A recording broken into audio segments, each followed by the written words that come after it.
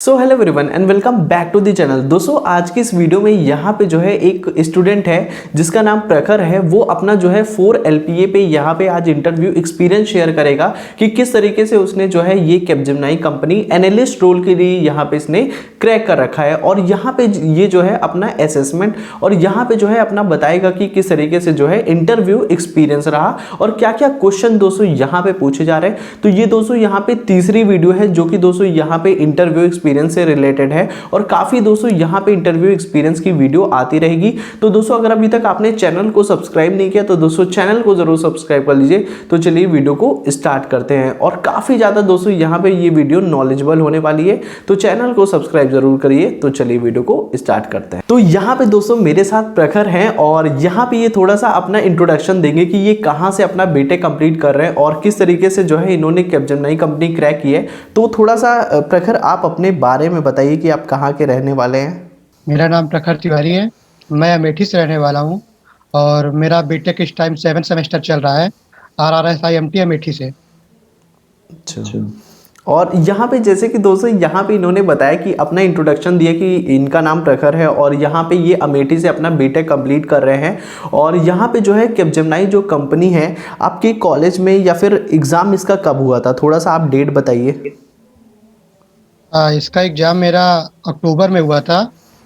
तो एग्ज़ाम की ये लिंक हमारा ऑनलाइन एग्ज़ाम हुआ था, तो लिंक आया था।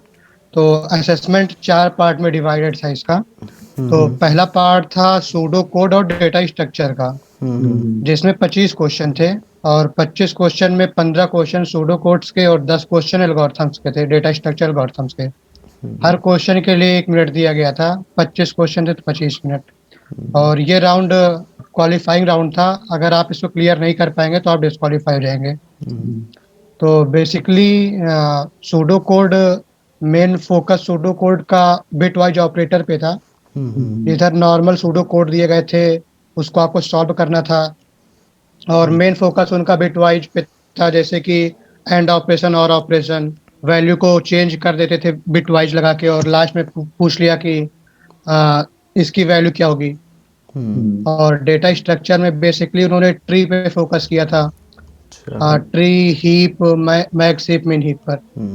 तो यहाँ पे जैसे कि दोस्तों आपने देखा जो सूडो कोड राउंड होता है वो काफ़ी दोस्तों यहाँ पे टाइम मैनेजमेंट राउंड होता है और यहाँ पे आपको काफ़ी ज़्यादा फोकस करना है फर्स्ट राउंड पे। और सबसे पहले दोस्तों यहाँ पे जैसे कि प्रखर ने कहा कि डेटा स्ट्रक्चर और यहाँ पे बिटवाइज ऑपरेटर, तो इनके क्वेश्चन दोस्तों यहाँ पे काफ़ी ज़्यादा थे। और जो डेटा स्ट्रक्चर में यहाँ पे ट्री से रिलेटेड मैक्स हीप मिन हीप हो गया, तो इस पर काफ़ी ज़्यादा दोस्तों यहाँ पे आपको फोकस करना है। और यहाँ पे ये पहला राउंड अगर आप क्लियर कर लेते हैं तभी आप नेक्स्ट राउंड में जा सकते हैं। तो यहाँ पे आप लोगों को क्या थोड़ा सा स्ट्रेटेजी बताएंगे कि पहले राउंड को क्लियर करने के लिए आप किस तरीके से लोग तैयारी करें, तो थोड़ा सा आप इसके बारे में बताइए।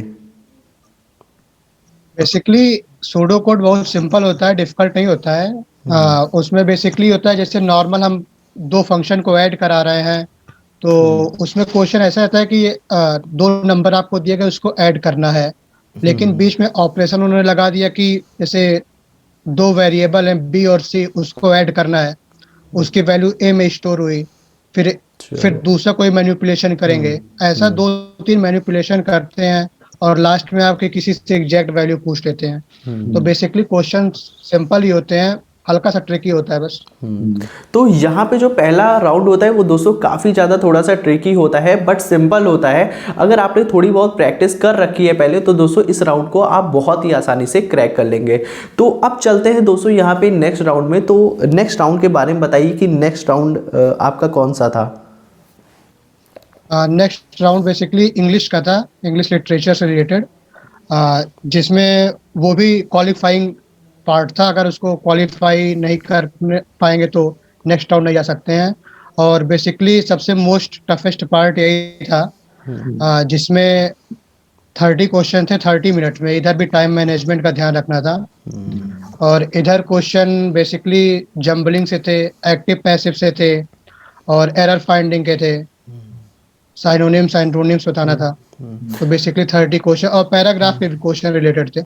अच्छा, तो यहाँ पे अगर आप थोड़ा सा लेवल बताइए कि लेवल कैसा था कम्युनिकेशन का। लेवल इसका हाई था in comparison to pseudo code, अच्छा। क्योंकि इधर आपका क्वेश्चन लेंदी थे पहली चीज, और दूसरी चीज की क्वेश्चन इतने सिंपल नहीं थे। हम्म।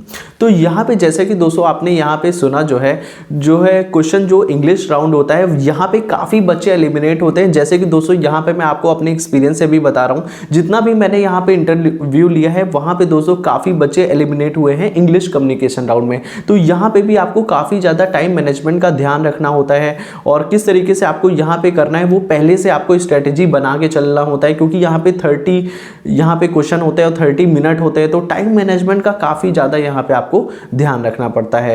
तो और इन्होंने कहा है कि जो लेवल था वो काफ़ी ज़्यादा हाई था as compare to sudoku round, तो आपको इस पर भी ज़्यादा जो है फोकस करना है। और ये भी जो है क्वालिफाई राउंड था, अगर आप ये जो है राउंड क्लियर कर लेते हैं तभी आगे नेक्स्ट राउंड में प्रोसीड करेंगे।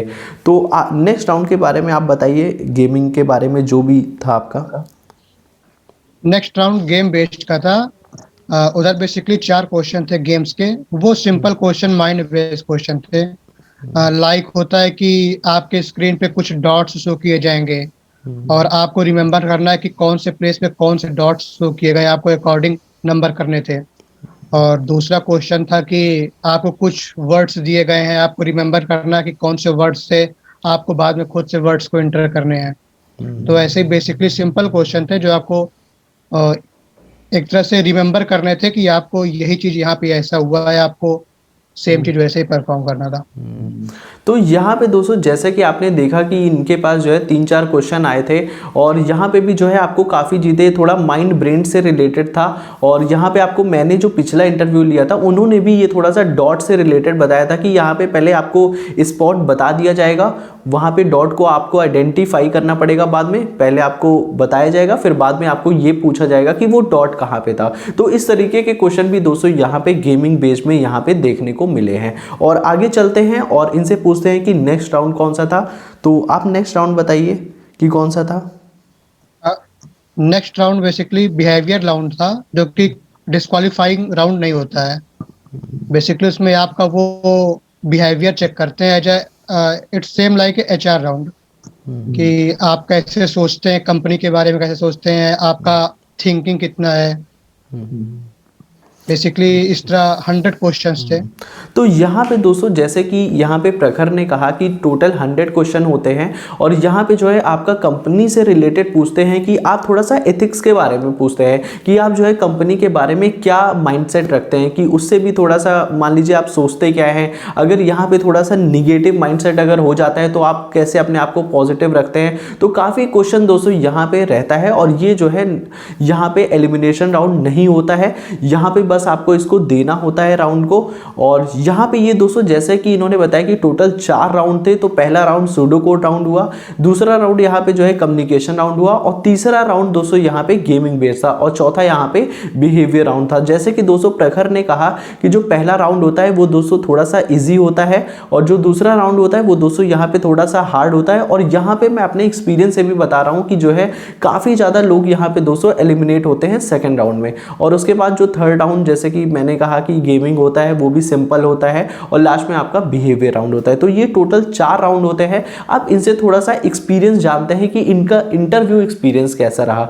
तो प्रखर यहाँ पे आप बताइए कि आपका इंटरव्यू एक्सपीरियंस कैसा रहा और आपका एचआर और टेक्निकल क्या एक साथ हुआ था या फिर अलग अलग हुआ था। मेरा एचआर और टेक्निकल एक साथ हुआ था।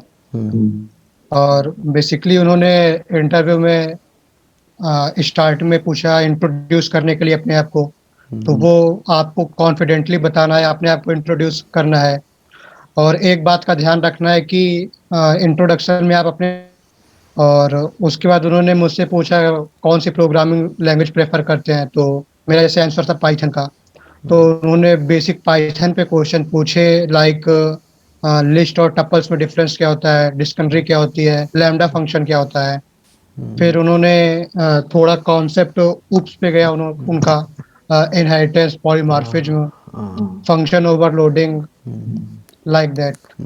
तो यहाँ पे जैसा कि दोस्तों यहाँ पे प्रखर से यहाँ पे सुनने को मिला कि इनसे जो है थोड़ा सा जो है जो टेक्निकल और एचआर था वो यहाँ पे कंबाइन था, और इनसे दोस्तों यहाँ पे टेक्निकल चीज़ें भी पूछा गया और यहाँ पे एचआर क्वेश्चन भी पूछे गए। तो अभी हम एचआर भी पूछेंगे कि थोड़ा सा और डीपली। तो यहाँ पे जैसे कि टेक्निकल में कहा कि सबसे पहले दोस्तों आप वही जो है इंट्रोड्यूस योर सेल्फ में बताइए जो आपको पता हो, और रेज्यूमे में आपको उतना ही यहाँ पे लिखना है जितना आपको पता हो। जैसे कि दोस्तों अगर आपको जो है पाइथन के बारे में पता है तो आप सिंपल सा पाइथन लिख सकते हैं स्किल्स में, और लेकिन अगर आपको यहाँ पे जावा आती है तो आप जावा लिख दीजिए। लेकिन दोस्तों यहाँ पे अगर आप वैसी लैंग्वेज मत लिखिए जो आपको बिल्कुल नहीं आती, और इससे दोस्तों यहाँ पे गलत इंपैक्ट पड़ता है इंटरव्यूअर पे। तो आपको इस चीज़ का काफ़ी ज़्यादा ध्यान रखना होता है। और आपसे जो है थोड़ा सा एचआर राउंड से क्या क्वेश्चन पूछा आपसे जो है? एचआर राउंड में बेसिकली उन्होंने बोला कि why you want to join us, आप हमें क्यों ज्वाइन करना चाहते हैं, आप कितनी सैलरी एक्सपेक्ट करते हैं, आप अपने आप को कहाँ देखते हैं 5 साल बाद कंपनी में, ऐसे ही नॉर्मल। तो यहाँ पे एचआर के भी क्वेश्चन जैसे कि दोस्तों प्रखर ने कहा है इंट्रोड्यूस योरसेल्फ, जो कि सिंपल क्वेश्चन होता है। फिर आपका जो है थोड़ा बहुत जो है आपकी वीकनेस और स्ट्रेंथ के भी बारे में पूछ लेते हैं। और यहाँ पे इन्होंने कहा कि आप ये कंपनी ज्वाइन क्यों करना चाहते हैं। तो आपको यहाँ पे थोड़ा सा कंपनी के भी बारे में पता होना ज़रूरी है कि ये जो कैपजेमिनी कंपनी है ये एग्जैक्टली में करती क्या है, तो इसके बारे में भी थोड़ा सा आपको नॉलेज होना चाहिए। तो यहाँ पे इनका जो ओवरऑल एक्सपीरियंस काफ़ी अच्छा रहा, और जो आपको आता हो सिर्फ वही आप रेज्यूमे में यहाँ पे अपना डालिए। तो काफ़ी अच्छा एक्सपीरियंस रहा। और यहाँ पे जो है आप लोगों को क्या स्ट्रेटेजी देना चाहेंगे? यहाँ पे काफ़ी ज़्यादा ऑडियंस आपको देख रही है, तो आप बताइए कि थोड़ा सा स्ट्रेटेजी के बारे में कि जो जिनका भी इंटरव्यू होगा तो वो किस तरीके से प्रिपेयर करें, और थोड़ा बहुत वेबसाइट के बारे में बताइए लोगों को। सबसे बेस्ट वेबसाइट जो सभी जानते हैं सीएस के बच्चे, गीक फॉर गीक्स है, जावा टी पॉइंट है, उधर रेफर कर सकते हैं। और बेसिकली फर्स्ट राउंड जो असेसमेंट का होता है वो तो क्लियर करना आसान होता है, सेकंड राउंड हल्का टफ होता है, थर्ड राउंड भी सिंपल होता है। उसके बाद इंटरव्यू की बात आई तो इंटरव्यू में बेसिकली आप अपने रिज्यूमे में केवल वही मेंशन कीजिएगा जो आपको नॉलेज होगा, ये नहीं कि आप कुछ भी इंटर कर दीजिए, क्योंकि फिर एग्जामिनर आपसे उधर उस टॉपिक पे रिलेटेड क्वेश्चन पूछेगा तो आप फंस जाएंगे। और बेसिकली उनका फोकस बेसिक पे ही होता है, अगर आप जो भी लैंग्वेज बोलेंगे उसके आप वो बेसिक पर ही जाएंगे, ज़्यादा डीप में नहीं जाएंगे। इसलिए अपना बेसिक क्लियर रखिए। और हल्का डेटा स्ट्रक्चर पे भी फोकस उनका था, जैसे उन्होंने डिफिनीशन पूछा, हैशिंग क्या होती है, और ट्री की डिफिनीशन पूछी थी, और फंक्शन की डिफिनीशन पूछी थी। तो बेसिक पे रहता है जो आप 4 साल बीटेक में पढ़े हैं बेसिकली। तो यहाँ पे जो प्रखर का एक्सपीरियंस था वो काफ़ी ज़्यादा दोस्तों यहाँ पे इंटरेस्टिंग था और अच्छा था, और इन्होंने बहुत अच्छे से एक्सप्लेन किया कि किस तरीके से यहाँ पे असेसमेंट होता है और इंटरव्यू एक्सपीरियंस होता है। तो प्रखर आपको यहाँ पे आकर के कैसा लग रहा है, आप थोड़ा सा बताइए यहाँ पे ऑडियंस को। और आपने काफ़ी ज़्यादा नॉलेज यहाँ पे आपने एक्सपीरियंस शेयर किया है, तो बहुत अच्छा लग रहा है यहाँ पे आने पे आपसे बात करके। तो यहाँ पे काफ़ी ज़्यादा दोस्तों यहाँ पे वीडियो इंटरेस्टिंग हुई है। तो आई होप दोस्तों ये वीडियो काफ़ी ज़्यादा आपके लिए अच्छी हुई होगी, और अगर वीडियो अच्छी लगी हो या नॉलेजेबल लगी हो तो वीडियो को यहाँ पे चैनल को सब्सक्राइब जरूर करेगा। तो ऐसी ही वीडियोज़ आपको मिलती रहेगी चैनल पे। तो दोस्तों मिलते हैं नेक्स्ट वीडियो में, तब तक के लिए बाय बाय।